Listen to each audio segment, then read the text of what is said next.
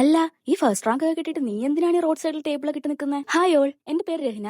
കുറച്ച് നാളായിട്ട് ഞാൻ ഇവിടേക്ക് ഉണ്ട് ട്ടോ. ഒരുപാട് നാളത്തെ ഒരു ആഗ്രഹമായിരുന്നു യൂട്യൂബ് ചാനലൊക്കെ തുടങ്ങണമെന്ന്. അപ്പോ ഫൈനലി ഞാൻ യൂട്യൂബ് ചാനൽ സ്റ്റാർട്ട് ചെയ്തിട്ട് ഇപ്പം ഓൾമോസ്റ്റ് 1.5 മാസം ആവാറായിട്ടുണ്ട് ട്ടോ. പിന്നെ ഞാൻ ഈ വീഡിയോയുടെ സ്റ്റാർട്ടിംഗിൽ പറഞ്ഞ കാര്യം, ഈ ചാനൽ കാണുന്നവർക്ക് അറിയായിരിക്കും ഞാൻ ബൺമസ്ക ബിസിനസ് ചെയ്യുന്നുണ്ട്. അതോടൊപ്പം ഞാനിപ്പോ PG ഒക്കെ കഴിഞ്ഞ് നിൽക്കുന്ന ഒരു സ്റ്റുഡന്റും കൂടെയാണ്. 2 ദിവസം മുന്നേ എന്റെ 2025 ഏറ്റവും വലിയൊരു അച്ചീവ്മെന്റ് എന്ന് പറഞ്ഞ് ഞാനൊരു വീഡിയോ ഇട്ടിരുന്നു. അപ്പോൾ അതിൽ ഞാൻ പറഞ്ഞിട്ടുള്ള ഒരു കാര്യമായിരുന്നു എനിക്ക് ഫസ്റ്റ് റാങ്ക് കിട്ടിയിട്ടുള്ള കാര്യം. സോ അതിന് പിന്നാലെ ഒരുപാട് മെസ്സേജ് ഒക്കെ വന്നിട്ടുണ്ടായിരുന്നു. എന്നെ പേഴ്സണലി അറിയാവുന്നവരും അറിയാത്തവരും എല്ലാവരും എന്റെ അടുത്ത് ചോദിക്കുന്ന ഒരേ ഒരു കാര്യമാണ്, ഇങ്ങനെ ഒരു ബിസിനസ്സുമായിട്ട് മുന്നോട്ട് പോകേണ്ട കാര്യമുണ്ടോ എന്നുള്ളത്. സോ അവർക്കുള്ളൊരു മറുപടിയും കൂടിയാണ് ഈ ഒരു വീഡിയോ. അതേപോലെ തന്നെ ഇപ്പോൾ പഠിച്ചുകൊണ്ടിരിക്കുന്ന കുട്ടികൾ അറിയാൻ വേണ്ടിയിട്ടുള്ള കുറച്ച് കാര്യം കൂടെ ഞാൻ ഈ വീഡിയോയിൽ പറയുന്നുണ്ട്. ഞാൻ ഇവിടെ ഉണ്ടാക്കുന്ന ചിക്കൻ കറിയാണ് കേട്ടോ, അത് പറയാൻ മറന്നുപോയി. അപ്പോൾ 2025 ഓഗസ്റ്റിലാണ് എന്റെ PG കംപ്ലീറ്റ് ആവുന്നത്. ഒരു 5 വർഷത്തെ കുത്തിയിരുന്നുള്ള പഠിത്തത്തിന് ശേഷം എല്ലാവരും വിചാരിക്കുന്ന പോലെ തന്നെ ഒരു ബ്രേക്ക് എടുക്കണമെന്ന് ഞാനും വിചാരിച്ചു. കുറച്ച് നാളൊക്കെ വീട്ടിൽ നിന്ന് ചില്ല് ചെയ്യണം എന്നുള്ള ഒരു തോട്ടൊക്കെ ആയിട്ടാണ് നിന്നത്. പക്ഷേ ഒരു 2 മാസമൊക്കെ ആയപ്പോഴത്തേക്കും അടുത്തതിന് പോകാനായിട്ടുള്ള ഒരു പ്രിപ്പറേഷൻ ഒക്കെ ആയി. എന്റെ ഏറ്റവും വലിയ ആഗ്രഹം PG കഴിഞ്ഞ ഉടനെ ജോലിക്ക് കയറണം എന്നുള്ളതായിരുന്നു. അപ്പം 2 മാസം കഴിഞ്ഞപ്പോൾ ഞാൻ അതിന് വേണ്ടിയിട്ടുള്ള ട്രൈ ഒക്കെ സ്റ്റാർട്ട് ചെയ്തു.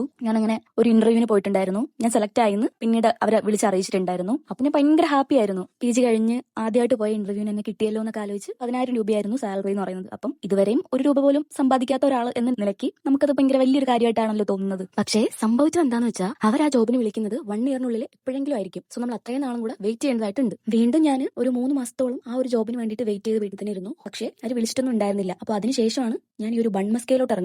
ഇതിലോട്ട് ഇറങ്ങി കൃത്യം 2 ആഴ്ച കഴിഞ്ഞപ്പോൾ ഞാൻ അന്ന് ഇന്റർവ്യൂവിന് പോയ അവർ എന്നെ വിളിച്ചിട്ടുണ്ടായിരുന്നു. പക്ഷെ ഞാനത് റിജക്ട് ചെയ്യാണ് ചെയ്തത്. കാരണം ഞാൻ ആലോചിച്ചപ്പോൾ ഞാൻ അന്ന് ഇന്റർവ്യൂവിന് പോയ ജോബ് എന്ന് പറയുമ്പോൾ 9 to 6 ആണ്. അപ്പം അത്രയും മണിക്കൂർ ജോലി ചെയ്യുമ്പോഴാണ് ആ 10,000 രൂപ എന്നുള്ള സാലറി കിട്ടുക. അതിന് പുറമെ എന്റെ ട്രാവൽ എക്സ്പെൻസും എല്ലാം കൂടെ ചേർക്കാൻ നേരത്ത് കയ്യിൽ കിട്ടുന്നത് ആകെ ഒരു 5K ഒക്കെ ആയിരിക്കും. പക്ഷേ ഞാൻ ഈ ഒരു ബിസിനസ് ചെയ്യുമ്പോൾ വെറും ഒരു 3 മണിക്കൂറിന്റെ പരിപാടിയേ ഉള്ളൂ. അപ്പൊ അതിന് ഇന്റർവ്യൂവിന് പോയ ആ ഒരു ജോബിന് കിട്ടുന്ന സാലറിയെക്കാട്ടും കൂടുതൽ പൈസ ഇതിന് എനിക്ക് ഓൺ ചെയ്യാൻ പറ്റുമെന്ന് എനിക്ക് മനസ്സിലായി. ഇതിന്റെ ബാക്കി സ്റ്റോറി ഞാൻ നെക്സ്റ്റ് വീഡിയോ ആയിട്ട് അപ്ലോഡ് ചെയ്യാട്ടോ.